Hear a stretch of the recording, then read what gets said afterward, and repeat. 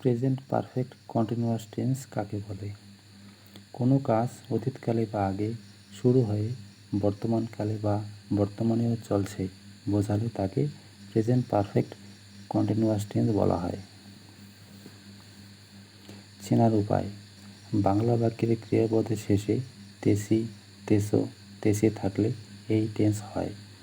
কোনো নির্দিষ্ট সময় থেকে হতে, ধরিয়া, যাবৎ, টানা ইত্যাদি থাকলেও এই টেন্সকে চেনা যায়। এই টেন্সে কোনো নির্দিষ্ট সময় বা পয়েন্ট অফ টাইম যেমন হইতে, থেকে বোঝালে সিন্স এবং স্থায়িত্বকাল ডিউরেশন অফ টাইম যেমন ধরিয়া, যাবৎ, টানা বোঝালে ফর হয়। গঠন: স্ট্রাকচার: সাবজেক্ট, তারপর হ্যাভ বিন, হ্যাজ বিন, ভার্বের সঙ্গে আইএনজি যুক্ত, তারপর ফর অথবা সিন্স, তারপর টাইম। এক্সাম্পল: আমি 1 ঘন্টা ধরে কাজটি করছি। I have been doing the work for an hour.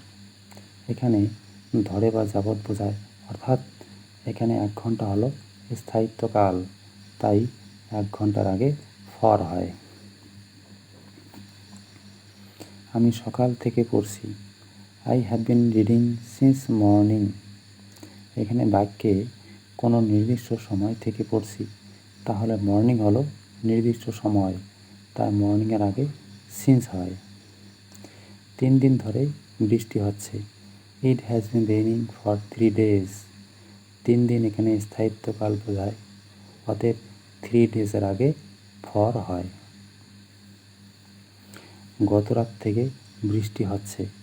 এখানে গত রাত কিন্তু নির্দিষ্ট সময়, তাই গত রাতের আগে সিন্স হয়, তাহলে বাক্যটি হবে it has been raining since last night. আমি 8 ঘন্টা যাবৎ গাইতেছি। I have been singing for half an hour. এখানে 8 ঘন্টা স্থায়িত্বকাল বোঝায়, তাই ফর হয়। 8 ঘন্টা ইংরেজি হলো হাফ অ্যান আওয়ার। সে 3 বছর যাবৎ এই বিদ্যালয়ে পড়ছে। He has been studying in this school for 3 years। এখানে 3 years হলো স্থায়িত্বকাল, তাই ফর।